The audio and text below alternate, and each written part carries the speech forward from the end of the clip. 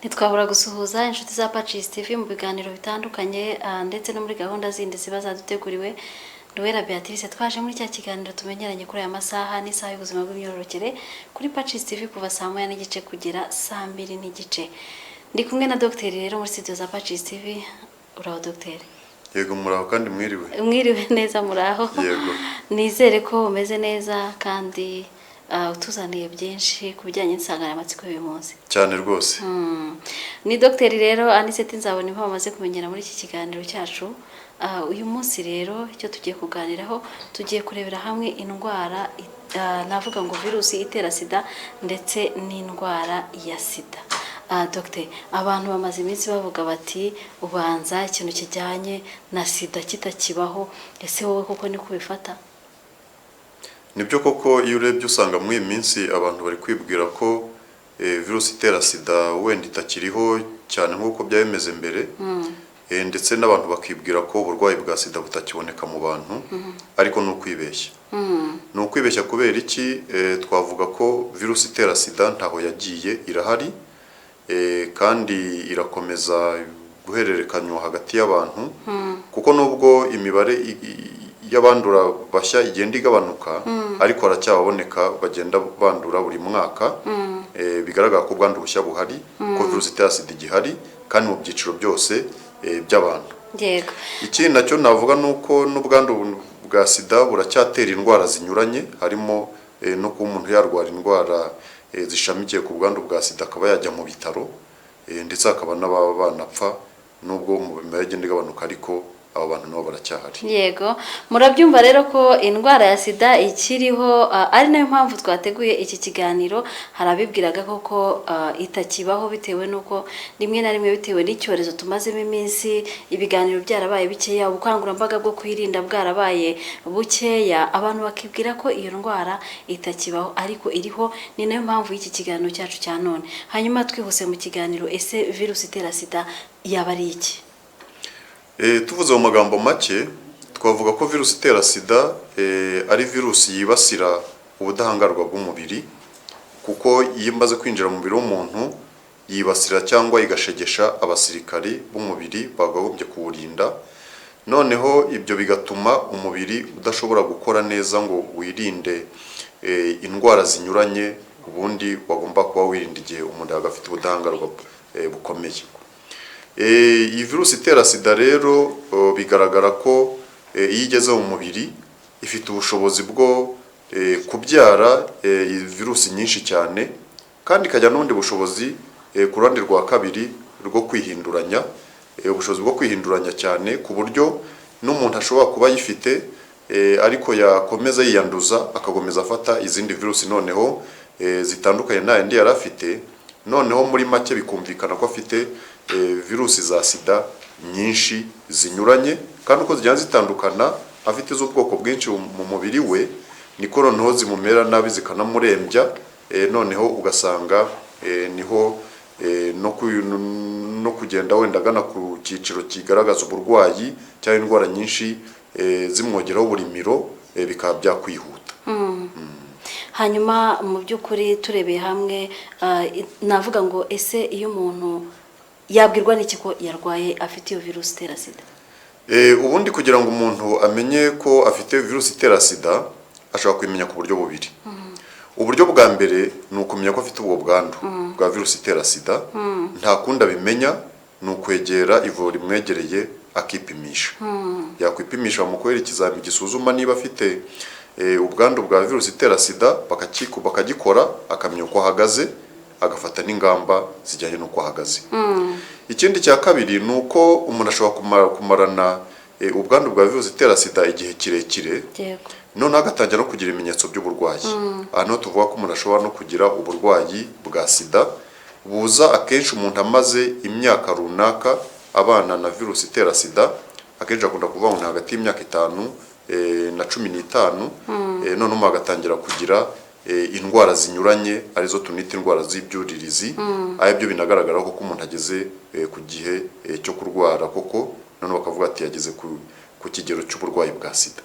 Ahangaha rero ibyo byiciro byose ashobora kubimenya agiye kwa muganga bakamupima, cyangwa se yajya no kwa muganga babona indwara afite bagasanga wenda n'indwara iri mu zizwi ko zikunda gushamikira ku bwandu bwa virusi itera sida, akamenya ko none afite icyuririzi cya virusi itera sida. None se Dr. ntushobora kugira icyo cyuririzi ariko kandi ari n'indwara wenda isanzwe utarigeze wenda uripimisha nk'uko wari umaze kubivuga ngo umenye ko ufite ubwo bwandu? Nibyo koko, buriya indwara z'ibyuririzi ni indwara dusanzwe tuzi abantu barwara rimwe na rimwe, ariko noneho bikagaragara ko ku muntu noneho ufite ubwandu bwa virusi itera sida izo ndwara noneho ziboneka cyane ndetse zikanaba zahaza cyane, ariko tukunda kuvuga ngo zibogeraho burimiro. Aha noneho tuvuga tuti rero n'abaganga bakabyemeza ko hari indwara zizwi zashyizwe mu byuririzi by'ubwandu bwa sida. Ahangaha twavugamo zimwe na zimwe, hari nka za kanseri zizwi, hakaba nk'uburwayi bw'igituntu, hakaba nk'indwara zimwe na zimwe z'uruhu, indwara zo mu rwungano rw'ingogozi. Noneho izo ndwara noneho zikaba zatuma abaganga wenda ku muntu uzifite batekereza bati buriya izi ndwara zishobora kuba zishamikiye ku bwandu bwa virusi itera sida. Noneho bapima umuntu koko basanga afite virusi itera sida, bagahita bamenya ko za ndwara koko ari indwara z'ibyuririzi.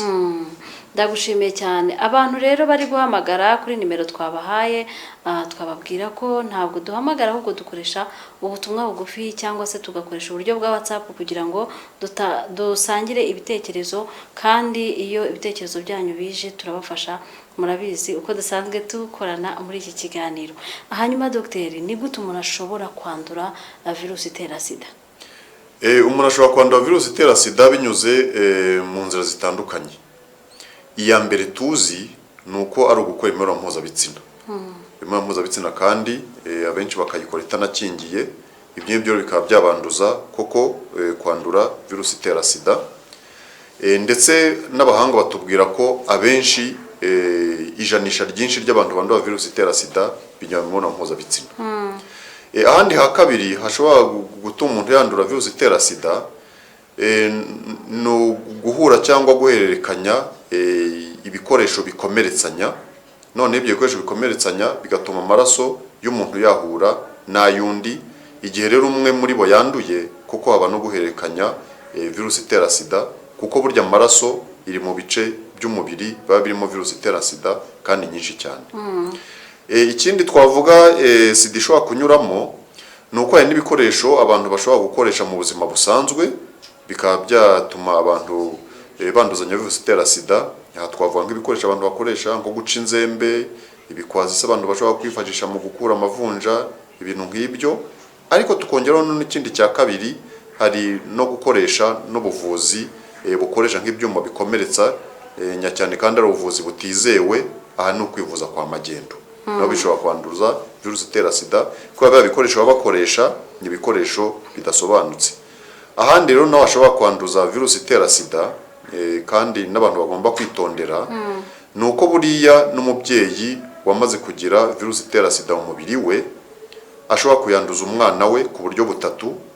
Bwa mbere ashobora kumwanduza amutwite, kuko burya iyo umubyeyi atwite umwana, umubyeyi niwe ugaburira umwana atungwa n'amaraso aturutse kuri nyina. Ayo maraso ashobora kujyamo na virusi zitera sida zikanyuramo, umwana akandura igihe ari mu nda ya nyina.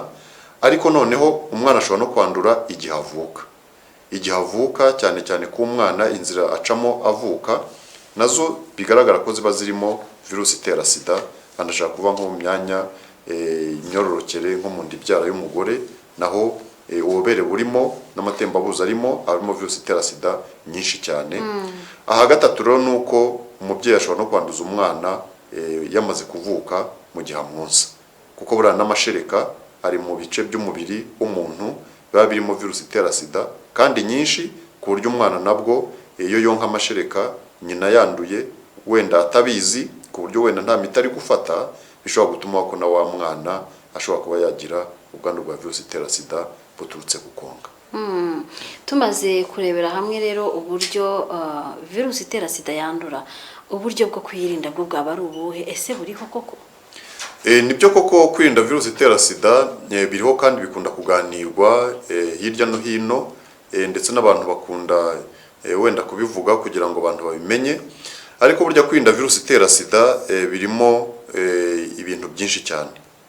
Icya mbere twavuga ko ari ukwimenya, ukikurikirana, ariho dukunda kuvuga ko bishingiye ku kwifata. Umuntu akora imibonano mpuzabitsina atateguye, kuko kwifata bikajyana n'ubudahemuka.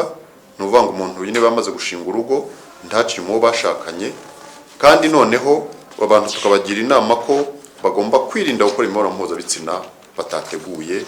Ariho no mu rubyiruko turabwira tuti nyaboneka ntimukore imibonano mpuzabitsina igihe kitaragera, cyangwa mwishobe imibonano mpuzabitsina kubera ko ishobora kwanduza ko virusi itera sida. Kwirinda rero bishobora gutuma umuntu yirinda virusi itera sida.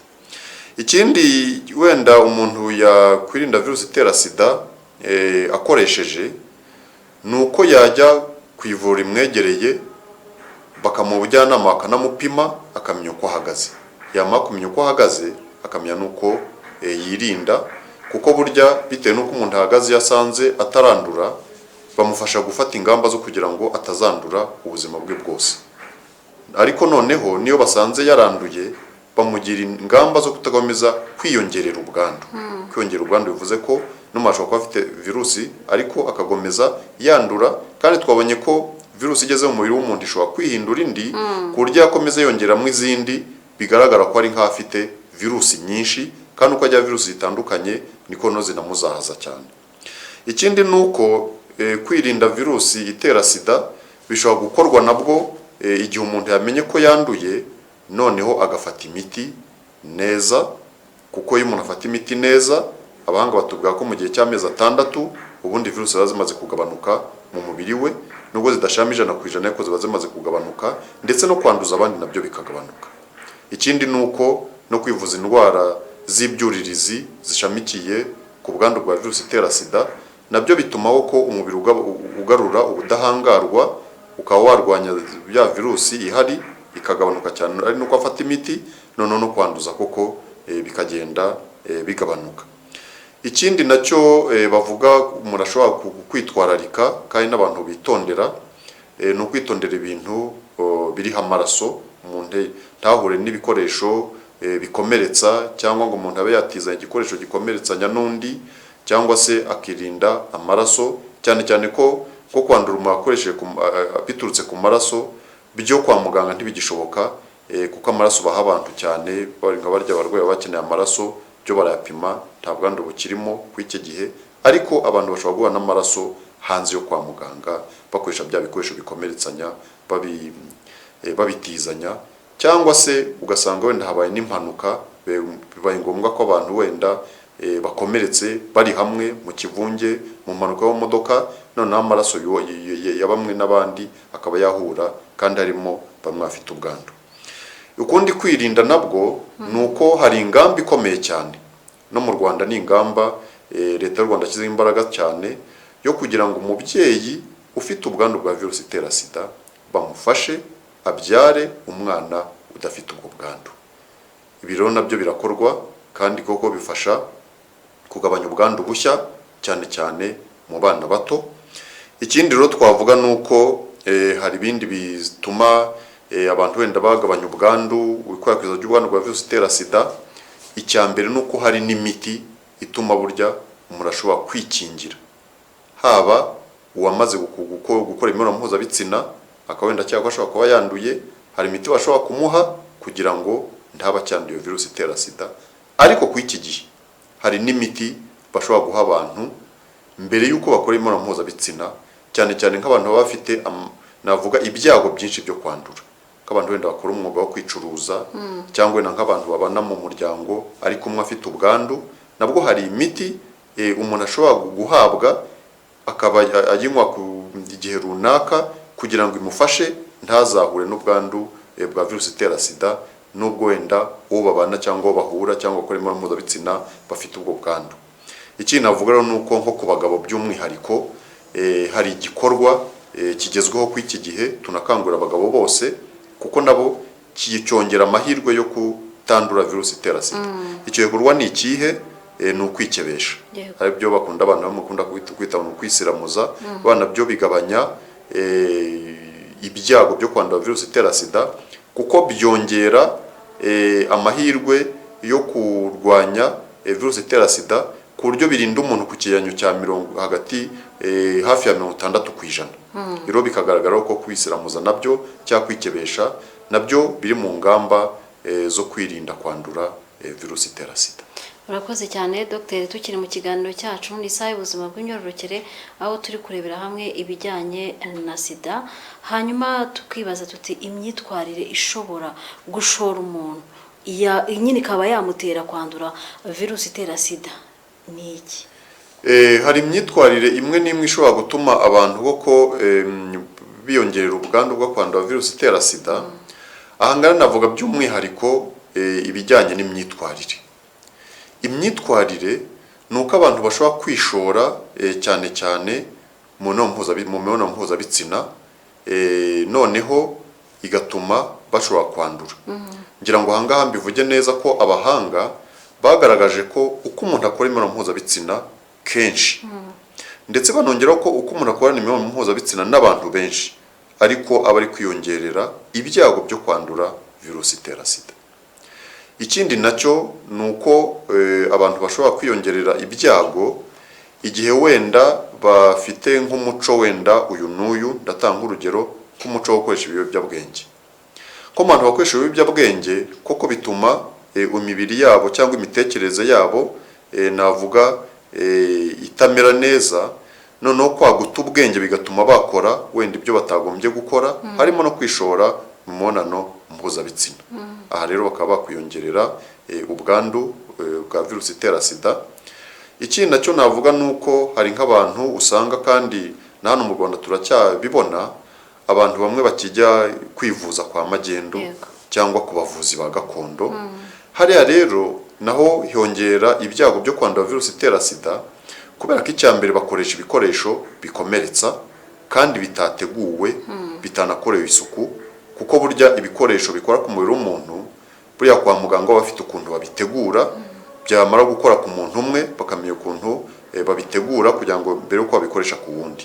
Aho rero kwa magendu cyangwa ku mavuzi ba gakondo ntibabaza ubwo buryo bwo gutegura ibikoresho cyangwa kubikoresha isuku kugira ngo mikorobe ziriho ziveho, harimo na virusi itera sida.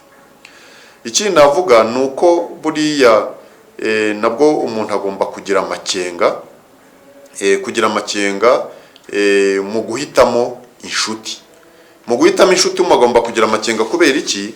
Kuko hari inshuti ushobora kugira ikaba yagushora mu bikorwa wenda runaka byo gutuma wenda wakwandura virusi itera sida. Hangaha rero bikaba bishobora gutuma iyo myitwarire koko yatuma wenda utitwara neza, cyangwa rimwe na rimwe mu nshuti muri kumwe bakaba wenda harimo afite ubwandu nabo kugira ngo kugireho bikaba byakoroha kuko buri mu nshuti muri kumwe. Noro tuvuga tutirira abantu bagomba kwitwararika mu bijyanye no gukora imibonano mpuzabitsina, bagakora imibonano mpuzabitsina igihe cyageze, babihewe uburenganzira kandi byateguwe. Ariko noneho tukanavuga tuti umuntu agomba no kureba ukuntu yakwirinda guhura n'ibintu byanduza cyane cyane nk'amaraso, kuko buriya bishobora gutuma yandura virusi itera sida. Ahangana abantu bakirinda bimwe na bimwe tuvuga byongera ubwandu bwa virusi itera sida iyo abantu babikoresha ku buryo butanoze, nko guca imanzi. Kera hari abantu bajya bagira ibintu byo guca imanzi, kwirasaga, cyangwa se imico y'abagaho cyane ubwo yacitse yo kunywana. Ibyo bishobora kwanduza virusi itera sida igihe umwe muri bo afite ubwandu. Ariko noneho nk'uko twanavuze no gusangira ibikoresho byo mu rugo, cyangwa se kujya kwa magendu bakaba bakoresha igikoresho kidasukuye neza, ibi byose uko bishobora kwanduza virusi itera sida. Iki nacyo dukangurira noneho ababyeyi muri rusange, nuko tubakangurira ko nk'ababyeyi, abagore n'abagabo, ababana n'ubwandu bagomba kwirinda navuga nko gutwara inda cyangwa gutera inda batabanje kubigirwaho inama n'abaganga, kugira ngo iriya nda wenda umugore atwaye cyangwa iriya nda umugabo ateye umugore we, niba bombi babana n'ubwandu, abaganga bafashe nibura umwana azavuke nta bwandu afite. Ari tugakangurira abantu ko bagomba kumenya niba bafite ubwandu, ntibashake kubyara batagiriwe inama n'abaganga kugira ngo bazabakurikirane. Urakoze dogiteri, tukiri mu kiganiro cyacu isaha y'ubuzima bw'imyororokere, nakubaza nti ese tumaze kurebera hamwe icyo gice cya mbere kibanza, tubonye ko hari n'uburyo umuntu ashobora kwanduriramo iyo virusi itera sida mu bijyanye n'imibonano mpuzabitsina. Ese ni buryo buhe umuntu ashobora gukoramo imibonano mpuzabitsina akaba yakura iyo virusi itera sida? Hari n'ubundi buryo mwatubwiye muti umubyeyi ashobora kwanduza umwana atwite. Ese hari uburyo bungahe bwaba bugaragara ko umubyeyi mu gihe yaba atifashe neza ashobora kwanduza uwo mwana? Nibyo koko, duhereye wenda ku iki kibazo cya mbere, buriya koko abantu bakunda kwibaza ese imibonano mpuzabitsina yanduza virusi itera sida ni iyihe? Ahangaha icyo tuvuga ni uko imibonano mpuzabitsina yose ishobora kwanduza virusi itera sida. Icyo bishatse kuvuga ni iki? Ni uko ukoze imibonano mpuzabitsina hagati y'abantu badahuje ibitsina, umugabo n'umugore, banduzanya virusi itera sida iyo umwe ayifite, iyo bakoze imibonano mpuzabitsina idakingiye. Ikindi nacyo abantu wenda bakunda kutamenya ni uko n'abariya tuvuga ngo bakora imibonano mpuzabitsina bahuje ibitsina, nabo buriya nibyo byinanduza ahubwo virusi itera sida cyane. Kubera iki? Cyane cyane ko imibonano mpuzabitsina iba iri gukorerwa wenda ahantu hatagenwe, ku buryo gukometsanya biriyongera, noneho bigatuma abantu bo kubahura n'ibishobora kubanduza virusi itera sida cyane. Kandi n'ibindi nabyo hari abantu bakunda wenda ku iki gihe abantu babyumva ku ikoranabuhanga, abantu harimo n'icuruza ry'abantu, cyangwa se abantu bakora imibonano mpuzabitsina mu buryo butateganyijwe. Aho hose haba imibonano mpuzabitsina hose, haba hateganyijwe haba hatarateganyijwe, nko mu kanwa n'ahandi hose hashobora kwanduza virusi itera sida. Noneho rero ku mubyeyi wanduza umwana, umubyeyi wanduza umwana ashobora kumwanduza mu nzira eshatu. Inzira ya mbere ni uko umubyeyi ashobora kwanduza umwana koko cya gihe amutwite, cyane cyane iyo atazi ko afite ubwandu, cyangwa se igihe azi ko afite n'ubwandu ariko akaba adafata imiti neza. Ahangaha rwose virusi itera sida ni imwe umuntu avuga ko muri za mikorobe zishobora guca ku mubyeyi zikanyura mu ngobyi y'umwana, noneho zikagera ku mwana. Iyo noneho ya maraso y'umubyeyi ari kugaburira umwana hagacamo na virusi ya sida. Ikindi nacyo ni uko umubyeyi ashobora kwanduza umwana cya gihe umwana ari kuvuka. Igihe umwana ari kuvuka, cyane cyane iyo umubyeyi atabizi akaba yabyara nko mu rugo, ahangaha ashobora kwanduza umwana igihe umubyeyi afite ubwandu. Kubera iki? Kuko twageze kuvuga ko hariya mu myanya myororokere cyane mu nda ibyara aho umwana anyura avuka, ububobere buba burimo virusi nyinshi za sida. Ariko noneho n'umubyeyi yabyara ava amaraso. Amaraso nayo ari mu bice by'umubiri biba birimo virusi nyinshi cyane, kuko niho zikurira, niho zinororokera. Aha ngaho bikagaragara ko umubyeyi rero yanduza umwana nyuma yo kumutwita, ashobora kumwanduza amubyara, noneho kuko umwana ahura na virusi ari gusohoka. Ahandi wenda navuga naho ni mu konsa umwana. Konsa umwana, umubyeyi nawe wonsa umwana, kuko nabivuze wenda akaba atazi ko afite ubwandu, cyangwa se akaba anabizi ariko adafata imiti, nawe ashobora kwanduza umwana, kuko amashereka nayo burya abamo virusi za sida kandi nyinshi, ku buryo umwana uyonse atateguwe wenda ngo umwana ahabwe imiti yo kumukingira, cyangwa umubyeyi ahabwa imiti yo kugabanya virusi muri ayo mashereka, ibyo ko bishobora kwanduza umwana, n'umwana akaba yakwandura virusi itera sida yaramaze kuvuka mu gihe ari konka. Dr tukiri aho ngaho ku bijyanye n'uburyo umuntu ashobora kwanduza, umubyeyi ashobora kwanduza umwana, hari abajya bibwira ko umubyeyi impamvu ngo yanduza umwana, ubwo ndagira ngo ubavane mu rungabangabo bavuga ko impamvu yo gucutsa umwana mbere gato ataramera amenyo ngo ari uko haba hari impungenge z'uko ashobora kuzakomeretsa wenda nk'ibere rya mama we arimo konka, noneho twa turaso yakuriye ku imoko y'ibere tukaba ari two tumutera ubwandu. Ntabwo abantu bajya basobanukirwa ko mu mashereka habamo iyo virusi itera sida, kandi numvise ko ukomojeho uti mu mashereka y'umubyeyi habamo virusi. Ndagira ngo wongere usubire muri ako kantu kugira ngo ababyeyi babizi nabi babisobanukirwe, bamenye n'impamvu yo gucutsa umwana ko atari ukurindira ko umwana amera amenyo. Iki ndagira ngo nkivugeho cyane ndetse nanasobanure neza uko leta y'u Rwanda yashyizeho gahunda ifasha abantu kumenya uko bakwitwara n'uko bakonsa abana mu gihe bafite ubwandu bwa virusi itera sida. Amabwiriza ya Minisiteri y'Ubuzima avuga ko umubyeyi ufite ubwandu bwa virusi itera sida agomba gukurikiranwa kwa muganga bakamuha imiti kugira ngo nabyara umwana azamwonse, ku buryo bagira inama ababyeyi ko umubyeyi ubyaye umwana nubwo umubyeyi afite ubwandu bwa virusi itera sida ariko yonsa umwana kuva akivuka kuzageza umwana ageze ku myaka 2. Ibi kubera iki? Kubera ko buriya umwana iyo atonse aba ahombye ibintu byinshi cyane.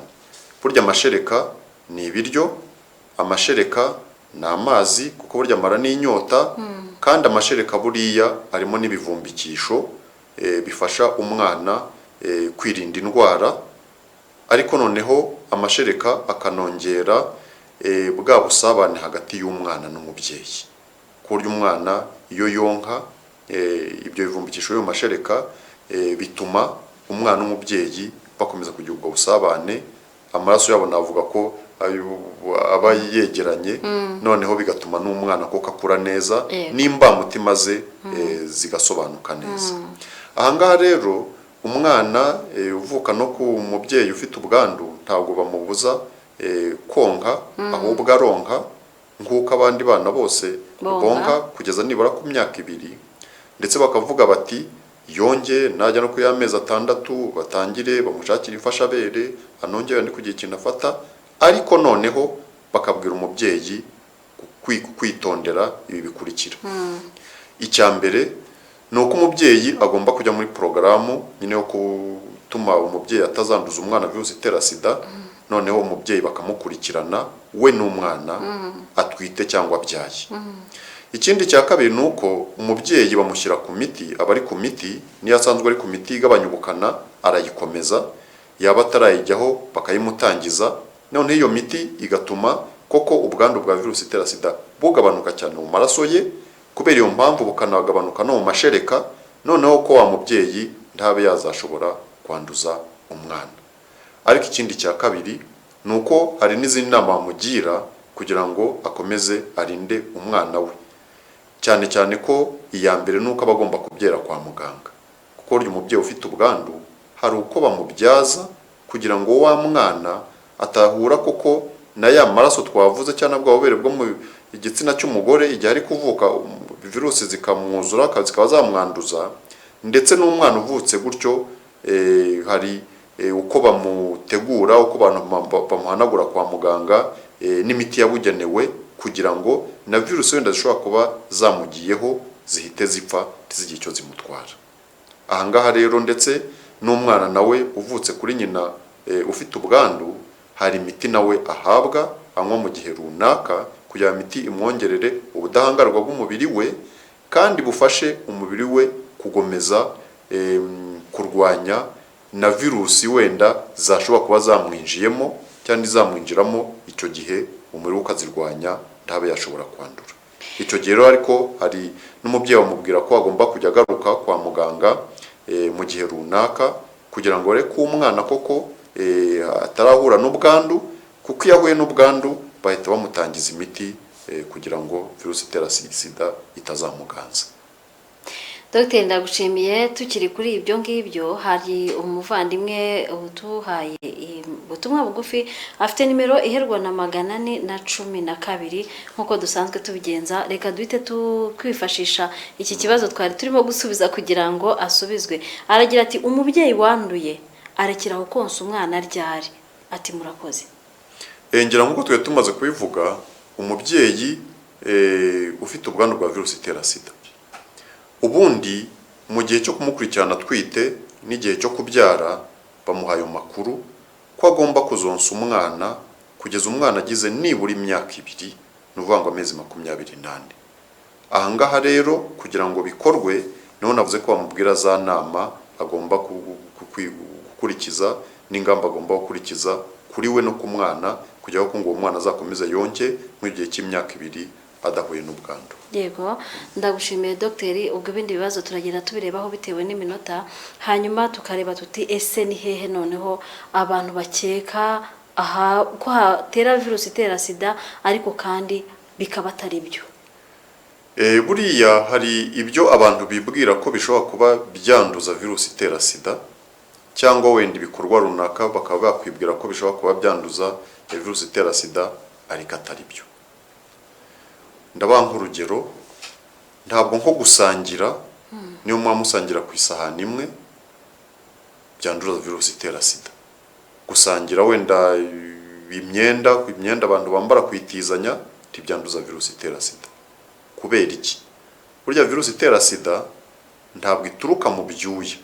Mu byuya burya ibyuya ntibyanduza virusi itera sida, ndetse niyo tuvuga no gusangira n'ubwo umuntu yafata ikiko akagitamira agakongera akoza mu biryo, ntabwo burya n'amacandwe yanduza virusi itera sida. Ariko bitavuze ko mu byuya cyangwa mu macandwe hadashobora kuba harimo virusi, ariko zishobora kuba ari nke cyane ku buryo zitagera ku kigero cyo kwanduza umuntu. Ahandi navuga wenda nk'umuntu ashobora kugira ubwoba ati sindera umwana wa runaka wenda atanyanduza virusi itera sida, wenda yitumye buhoro cyangwa yihagaritse, wenda muzi ko umwana ashobora kwihagarika noneho ugasanga umwanda ugiye ku muntu umuteruye. Hari abantu bakunda kugira ubwoba gutyo, ngo igihe wenda umwana yavutse ku mubyeyi ufite ubwandu ngo wenda cyangwa umwana ufite ubwandu ngo ashobora kuba yakwanduza. Oya, kuko burya mbivuge wenda mu ijambo ryayo, burya no mu nkari ntabwo ari ahantu handuza virusi itera sida, kuko virusi zirimo ntabwo ziba zishobora kwanduza, aba ari nke cyane, ndetse haba no mu mwanda munini niko bimeze. Ikindi nacyo navuga nuko navuga nko gukina. Hari abantu batinya gukina, cyangwa se kuba abantu wenda bari bakora imirimo runaka, barigisha se cyangwa se barandika, n'abanyeshuri batizanye ikaramu. Ibyo byose ntabwo bishobora kwanduza virusi itera sida, kubera ko ntabwo virusi itera sida ibigenda mu ibyo bintu. Ikindi nacyo nabwira abantu kugira ngo batagitinya cyane ko mu gihe cya Covid abantu iyo babonye nk'umuntu wenda yitsamuye akoroye ko byanduza Covid cyane, ariko ntabwo byanduza virusi itera sida. Ntibyanduza virusi itera sida kubera ko ntabwo, kuko nabivuze, mu macandwe haba harimo virusi itera sida. Ikindi nasurizaho nuko wenda gusangira ubwiherero, umuntu agiye mu bwiherero akava undi akabukoresha, cyangwa se kuba umuntu yatuza indi telefone, kuba se umuntu se yanyuraho undi cyangwa akicaraho undi muntu yicaye nubwo umwe ashobora kuba afite ubwandu, ibyo ngibyo ntabwo byanduza virusi itera sida. Muri make ibintu by'ubusabane busanzwe mu buzima busanzwe, guhura abantu bagasuhuzanya, ntabwo bishobora kwanduza virusi itera sida. Ndetse no gukunda abantu wenda nk'igihe bagiye koga, bari koga wenda muri piscine cyangwa mu mugezi cyangwa mu kiyaga runaka, nabo ntabwo rwose byanduza virusi itera sida. Yego, nk'uko tudahwema gusangira ijambo n'abakunzi b'ikiganiro isaha y'ubuzima bw'imyororokere, umuntu ufite nimero iherwa na 521 yagize ati mwiriwe neza, nitwa Leonsia. Ko bavuga ngo iyo umuntu agiye kwipimisha yanyweye amata ngo ntabwo virusi itera sida igaragara, ese nibyo koko dogiteri wadufasha? Ibyo ni ukubeshya ugiye kwipimisha virusi itera sida. Ibyo warya byose n'icyo wanywa cyose ufite ubwandu bwa virusi itera sida rwose biragaragara. Gusa ndongeraho ikintu kimwe, kwipimisha virusi itera sida igisubizo gishobora gutandukana bitewe n'igihe wipimishirije. Ahangaha nkebura abantu bamwe ushobora kuva gukora imibonano mpuzabitsina cyangwa amaze wenda nk'iminsi birayikoze agahita ajya kwivura akipimisha, yasanga wenda bamubwiye ngo nta bwandu ufite akibwira koko nta bwandu afite. Oya, buriya iyo umuntu akimara kwandura virusi itera sida hari igihe runaka kimara ikiri kuzenguruka mu mubiri inakura inabyara izindi kugira ngo noneho zizabe ku kigereranyo navuga zimaze kuba nyinshi mu mubiri, n'umubiri noneho umaze gukora abasirikare bo kuzirwanya kugira ngo noneho nibagupima babone koko ko wanduye virusi itera sida. Cyane cyane ko ibipimo byinshi bakoresha bipima navuga ko ari abasirikare umubiri umaze gukora kugira ngo urwanye za virusi. Niho rero abahanga batubwira bati buriya kugira ngo umuntu amenye ko yanduye virusi itera sida agomba kwipimisha nibura amaze amezi 3 akoze ya mibonano mpuzabitsina. Ku buryo nicyo gituma banavuga bati niba wipimishije wenda warakoze imibonano mpuzabitsina hashize wenda nk'icyumweru kimwe cyangwa ukwezi kumwe, byaba byiza kongera kwipimisha nyuma y'amezi 3 kugira ngo noneho ujye wamenya koko ko nta bwandu bwa virusi itera sida ufite. Ariko ibyo kurya n'ibyo kunywa ntacyo bihindura ku gisubizo iyo umuntu agiye kwipimisha. Urakoze cyane. Wowe wari uzi ko rero iyo unyoye amata virusi itera sida itagaragara? Dogiteri ndizera ko akumaze impungenge. Ibyo warya byose, ibyo wanywa byose ufite ubwandu buragaragara. Hanyuma undi muntu ufite nimero herwa na 951 yagize ati muraho neza nakwikirije. Yagize ati mwambariza muganga tugiye kukubaza, ese kwandura virusi itera sida n'umuntu virusi itera sida n'umuntu wanyoye imiti n'utarayinywa ni ikihe kibi? Nawusubiza mvuga ko wakwanduzwa n'uwanyoye imiti wakwanduza n'utarayinywa byose ni bibi kuko ubuhuye na virusi itera sida. Cyakora ngashyiramo wenda ikintu cyo gusobanura, buriya kwandura virusi itera sida uyandujwe n'umuntu unywa imiti, kuko bundi abantu banywa imiti akenshi yanywa imiti neza virusi koko zigenda zikagabanuka mu maraso ye, koko ntaba kinanduza cyane ariko aranduza nubwo ataba cyanduza cyane. Ikindi navuga nuko iyo wandujwe n'umuntu unywa imiti cyane cyane akaba anywa imiti nabi, icyo gihe aguha virusi navuga z'igikatu. Kubera iki? Ni virusi zamenyereye imiti ku buryo noneho wa wundi ufashe ya virusi yamenyereye imiti wiyo bagiye kumuvuza imiti isanzwe akenshi nta kimumarira. Angaho no mvuga rero nti abantu koko bajijuke ntibavuge ngo abantu bari kunywa imiti ngo sida wenda ngo yabaye amateka. Hoya, kubera ko n'ubu abantu baracyandura kandi n'ubwo abantu bari gufata imiti ugize ibyago ukanduzwa n'umuntu uri gufata imiti none akenshi akaba nayifata nabi, urumva wakwandura virusi itera sida. Ariko navuga ko ari nk'igikatu yamenyereye imiti ku buryo yo kukuvura bizagorana cyane ndetse ikaba yanaguhitana. Urabe wumva rero iyo ufite ubwandu ubwo ari bwo bwose waba ufata imiti cyangwa utayifata ushobora kwanduza. Yabajije ibibazo bibiri, yagize ati ese virusi itera sida imara igihe kingana iki hanze y'umubiri w'umuntu itarapfa? Ikibazo cyiza cyane kuko buriya virusi itera sida kimwe n'izindi mikorobe zitera uburwayi, buriya nka virusi ziba mu maraso cyane cyane nk'iyi virusi itera sida uko iba cyane mu maraso niho igenda iri mu mubiri w'umuntu. Ni ukuvuga ngo niyo umuntu akomeretsa amaraso akajya hanze, igihe cyose amaraso akiri amaraso virusi itera sida iba ikirimo. Igihe cyose amaraso akiri amaraso ni ukuvuga ngo iki? Ni ukuvuga ngo bitewe n'ingano y'amaraso kandi bigaterwa n'aho ayo maraso aguye, bituma amaraso ashobora kugomeza kuba amaraso igihe runaka kigufi cyangwa kirekire. Ndabaha urugero, niba umuntu yikomerekeje wenda ari kwishima ku mubiri we hakava uturaso dukeya, byumvikane ko utwo turaso duhita twuma ako kanya tukazimangana. Uko twumye tukazimangana niko na virusi itera sida irimo ibipfuye. Ariko noneho niba umuntu avuye amaraso wenda yakomeretse cyane akava amaraso menshi, amaraso agatembera ahantu tuvuge ni ku isima cyangwa ku gikoresho runaka, noneho ayo maraso uko ari menshi akamara igihe ubonaho ko ya maraso ahari hanatukuye n'amaraso kandi agitemba ubona akiri amaraso nyamaraso.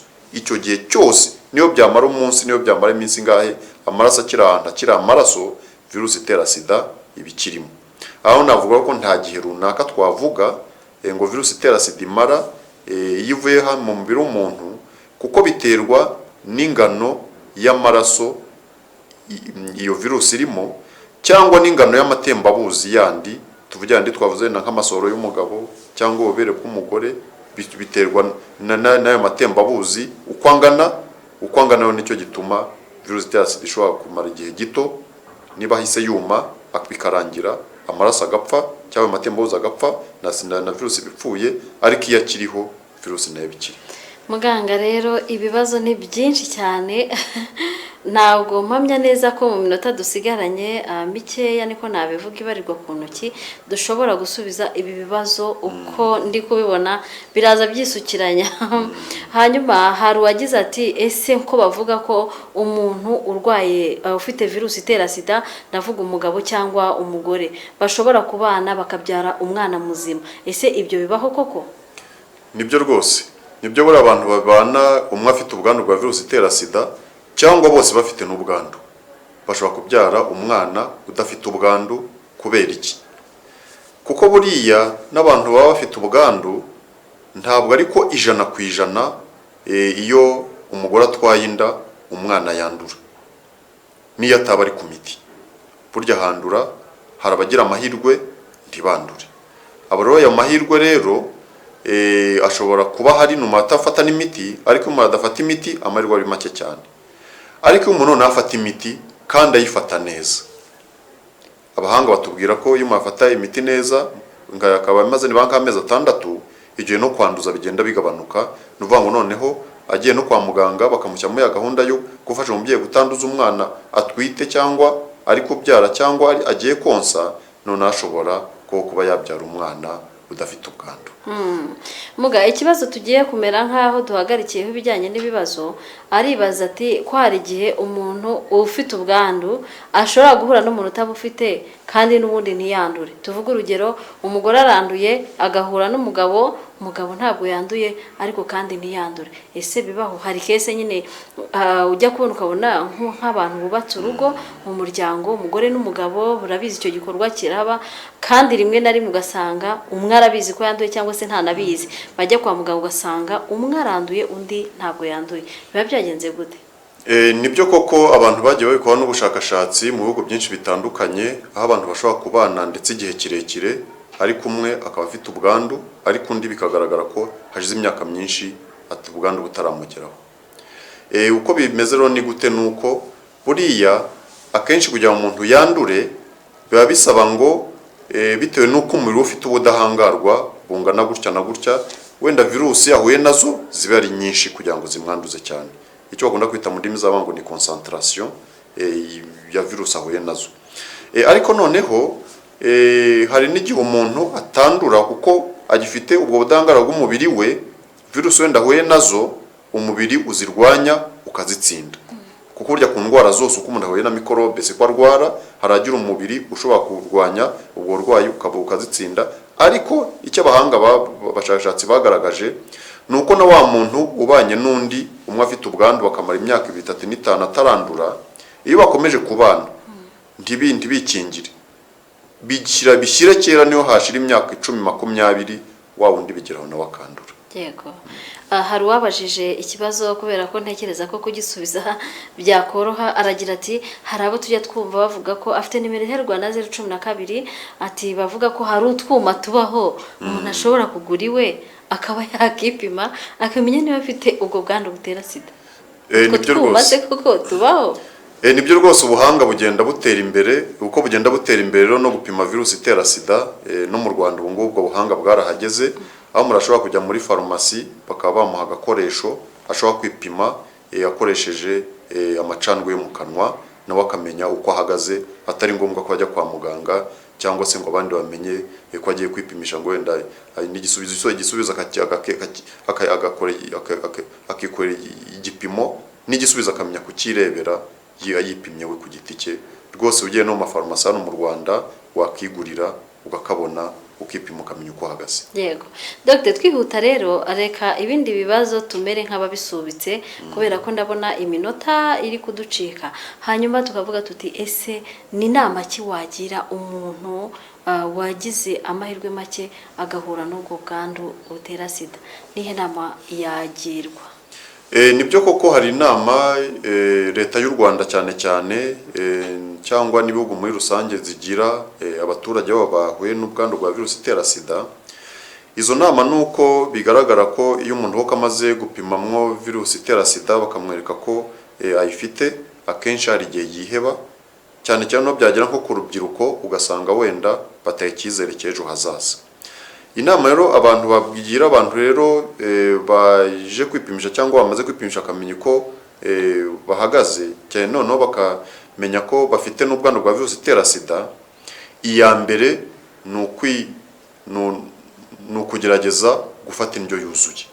Indyo yuzuye burya niwo muti wa mbere wo gutuma umuntu ahangana virusi itera sida. Icya kabiri ni ukuruhuka bihagije kuko nabyo bituma umubiri ugira imbaraga. Icya gatatu ni ukujya kwa muganga igihe cyose wumva wagize ikibazo cy'uburwayi cyangwa utameze neza kugira ngo bagufashe. Icya kane ni ugufata imiti ubahaye na muganga, ya miti igabanya ubukana, yindi ndwara z'ibyuririzi umuntu akayifata neza. Icya gatanu ni ukwirinda kunywa itabi n'inzoga kuko kimwe n'ibindi biyobyabwenge bigabanyaho nabyo ubudahangarwa bw'umubiri. Ikindi ni ukwirinda gukora imibonano mpuzabitsina idakingiye kubera ko twavuze ko nubwo umuntu aba afite ubwandu ko yakomeza yongera ubwandu, noneho bigatuma za virusi ari kubona nyinshi zamuzahaza. Ikindi ni uko tuvuga tuti umuntu agomba kubahiriza amabwiriza yose ahabwa na muganga, yaba ari gufata imiti cyangwa nuko yitwara mu buzima busanzwe. Nibyo rero ko iyo umuntu amaze kwipimisha agasanga afite virusi itera sida, yaharanira zakomeza kwiyongera ubwandu, ahubwo akabaho neza, akabaho igihe kirekire.